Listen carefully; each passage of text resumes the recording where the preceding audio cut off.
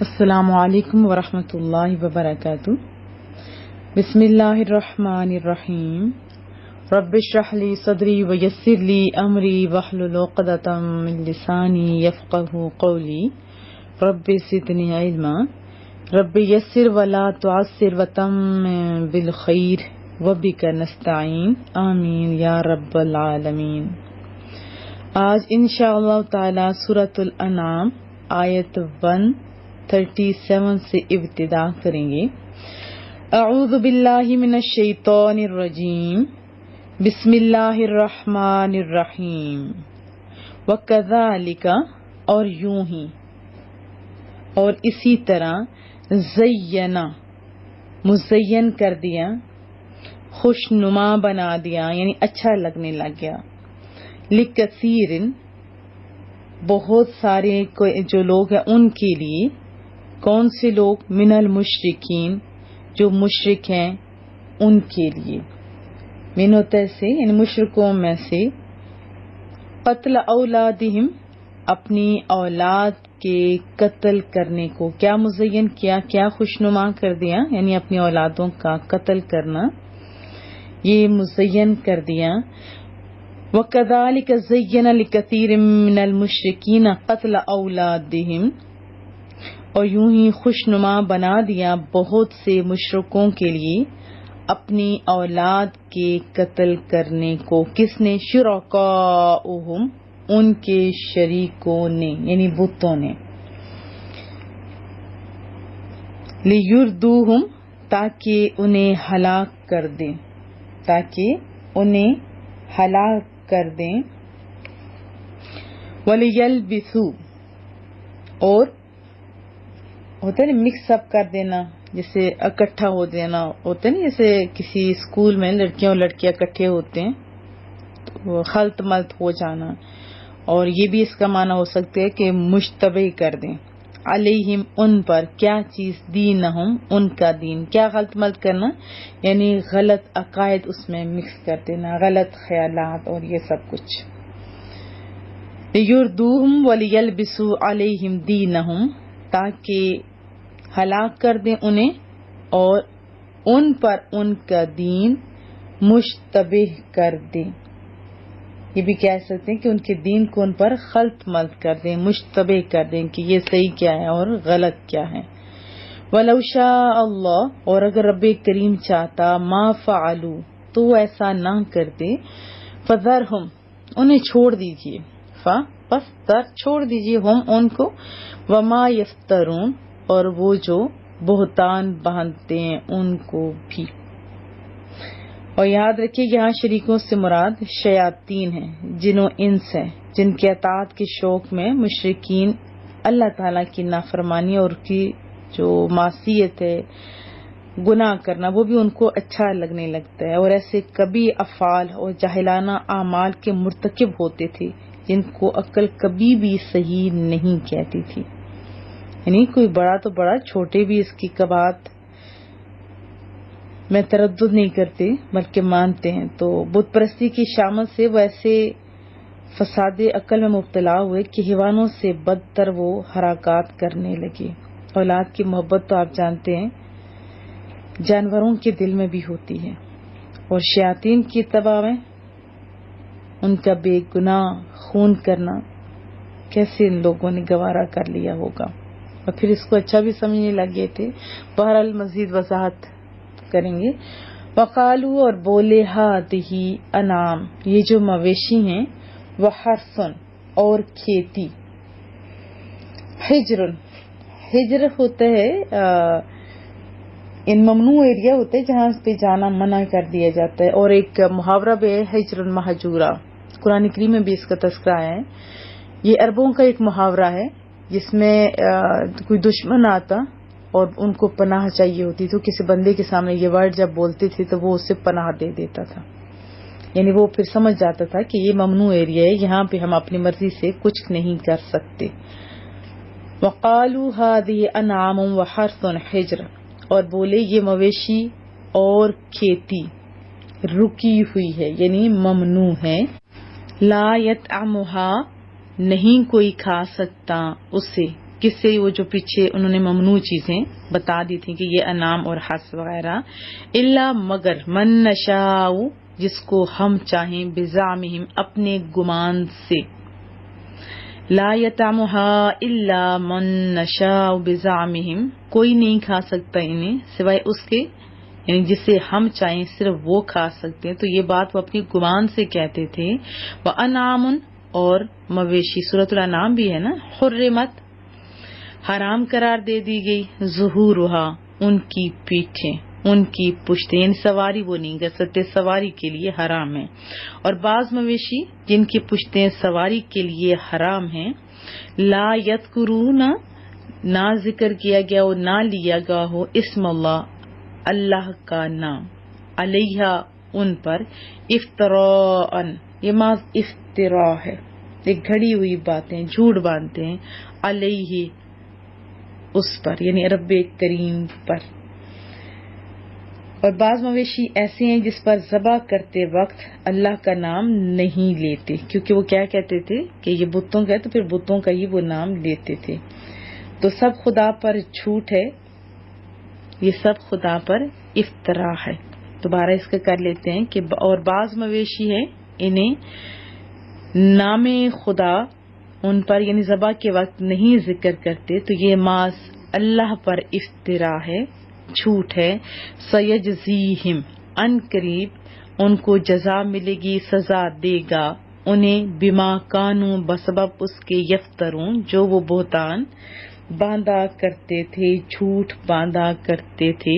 سیجزیہم بما کانوا یفترون ان قریب انہیں جو وہ بہتان باندھا کرتے تھے اللہ کریم سزا دے گا۔ وقالو اور وہ کہتے ہیں، ما فی بطون، بطن کی جمع ہے بطون، جو پیٹوں میں ہیں، ہذہ الانعام ان مویشیوں کے، خالصۃ خالص بھی اردو کا لفظ ہے، وہ خالص ہے، خاص ہے، لذکورنا ہمارے مردوں کے لیے، ذکرن کہتے ہیں نا مرد کو، اور یہ جمع ہے تو کیا کہتے ہیں، یہ صرف ہمارے مردوں کے لیے مخصوص ہے۔ ومحرم اور حرام ہے، علی ازواجنا ہماری بیویوں پر، ومحرم علی ازواجنا اور ہماری بیویوں پر، ہماری عورتوں پر یہ حرام ہے۔ وَإِن يَكُنْ اور اگر ہو وہ میتہ، اگر وہ ہو مردہ، تو پھر ان کا پھر چینج ہو جاتا تھا رول۔ ایک تو کنڈیشن یہ کہ یہ مردوں کے لیے عورتوں کے لیے نہیں ہے، لیکن اگر وہ مردہ پیدا ہو، فہم پس وہ پھر اگر مردہ پیدا ہو تو کیا وہ کہتے تھے، فیہ اس میں شرکاء شریک ہیں، اور اگر وہ مردہ ہو تو پھر اس میں تمام حصہ دار ہیں، کون کون، یعنی مرد بھی اور عورتیں بھی۔ سیجزیہم ان قریب اللہ تعالیٰ انہیں بدلہ دے گا، وصفہم ان کے اس بیان کا، یہ جو محمل باتیں کرتے تھے، ڈگوسلے کرتے تھے، غلط باتیں کرتے تھے، جو انہوں نے دین میں خلط ملط کر رکھا تھا، یہ ان کا اللہ تعالیٰ انہیں جلد بدلہ دے گا۔ انہو بے شک وہ یعنی رب کریم اللہ تعالیٰ، حکیم حکمت والا ہے، علیم علم والا ہے، بہت زیادہ جاننے والا ہے۔ انہو حکیم علیم بے شک اللہ تعالیٰ یا وہ حکمت والا ہے اور علم والا ہے۔ قد تحقیق خسرہ خسارے میں ہوئے، گھاٹے میں پڑ گئے، نقصان اٹھایا، الذین ان لوگوں نے، قتلوا جنہوں نے قتل کیا، کن کو، اولادہم اپنی اولاد کو،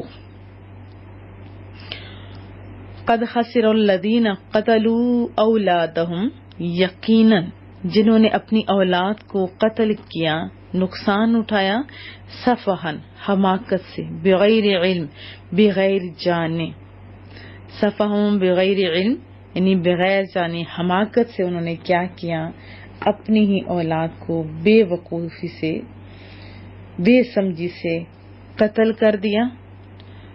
وحرموا اور حرام کر دیا، ما رزقہم اللہ جو اللہ نے انہیں رزق دیا تھا، افتراء بہتان باندھ کر، کس پر، اللہ اللہ تعالی پر۔ وحرموا ما رزقہم اللہ افتراء علی اللہ اور جو اللہ نے انہیں رزق دیا تھا تو انہوں نے کیا کیا؟ حرام کر دیا، بہتان باندھ کر اللہ تعالی پر۔